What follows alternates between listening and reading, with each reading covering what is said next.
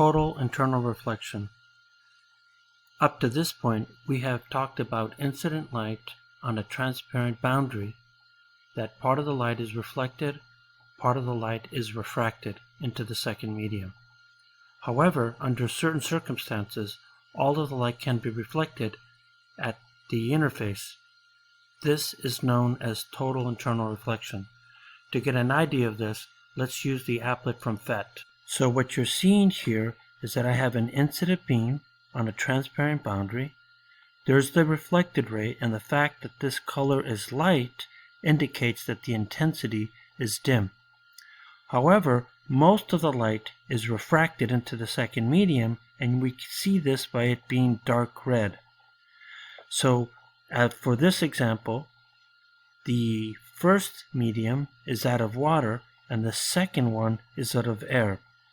So as I move this beam closer to the boundary, you're seeing that as I go from a higher to a lower index of refraction, the refracted beam is moving towards the boundary. And this beam here will continue, that is the refracted beam, will continue to move towards this boundary. And what you're seeing here is that the reflected beam is getting darker red, indicating that the intensity is going up, and the refracted beam is actually getting dimmer.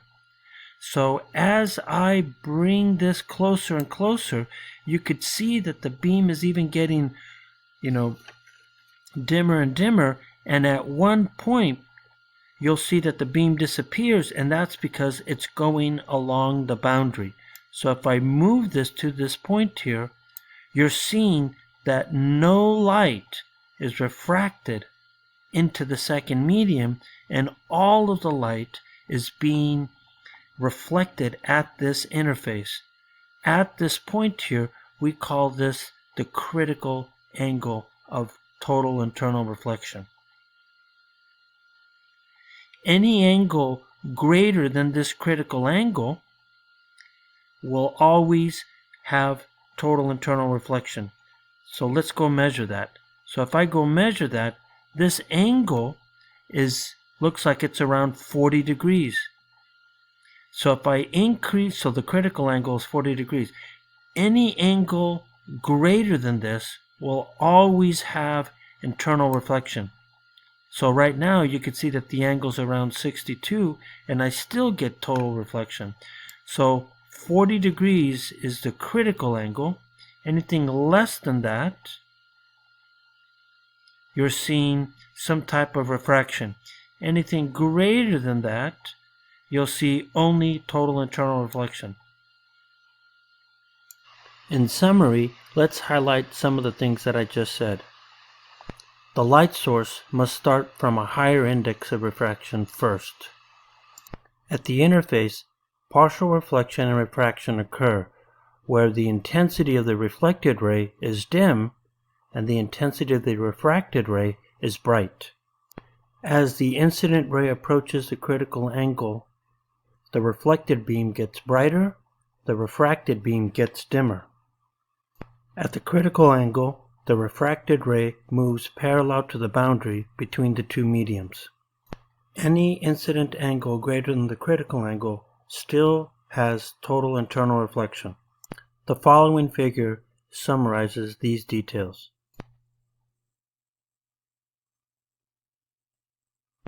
When the angle is less than the critical angle, like 20 degrees, 30, 40, but at the critical angle being 48.8 degrees, you could see that the ray that emerges is now parallel to the boundary, and its angle of refraction is 90 degrees.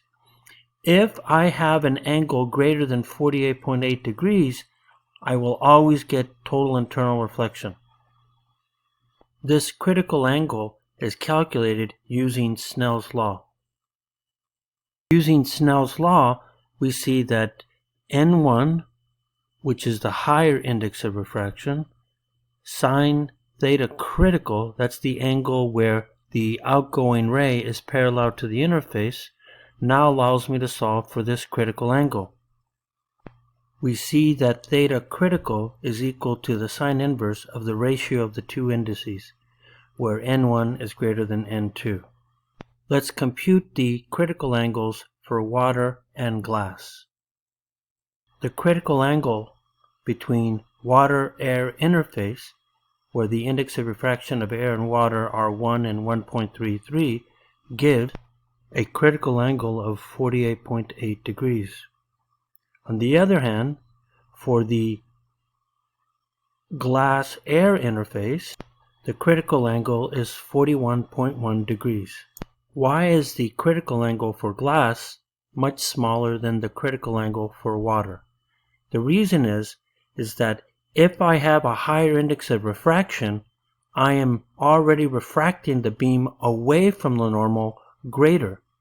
Therefore, in glass, I reach the boundary first compared to that of water. Now I want to look at our next example, 34.3. Example 34.3. The ray is incident at the critical angle on the interface between materials 2 and 3.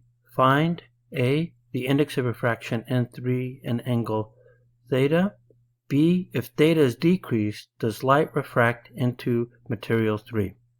The problem states that there's a critical angle between mediums 2 and 3. That means then that N3 must be smaller than N2. So from the definition of the critical angle, this is what we can write. Light is critically reflected between mediums 2 and 3 implies the refracted ray 3 is parallel to the interface. Let's draw this picture. Drawing the normal to the surface here, this implies here that the ray is going along this direction right there, and you could see here that that must be 90 degrees. That's what we mean when it's critically reflected. We could then write down our necessary equations from Snell's law. Snell says that N2 sine of critical angle must be N3 sine of 90 since it's parallel to the boundary. Now, solving for N3 requires us to look at the angle theta critical. But when we look at that angle, note that if this angle here is 60 degrees, then this angle must be 60 degrees, which then means that has to be the critical angle. Knowing theta critical and knowing N2 now allows me to solve for N3. This gives index of N3 of 1.39. If theta is decreased, does light refract into medium 3? If theta decreases, what effect does it have on ray 2?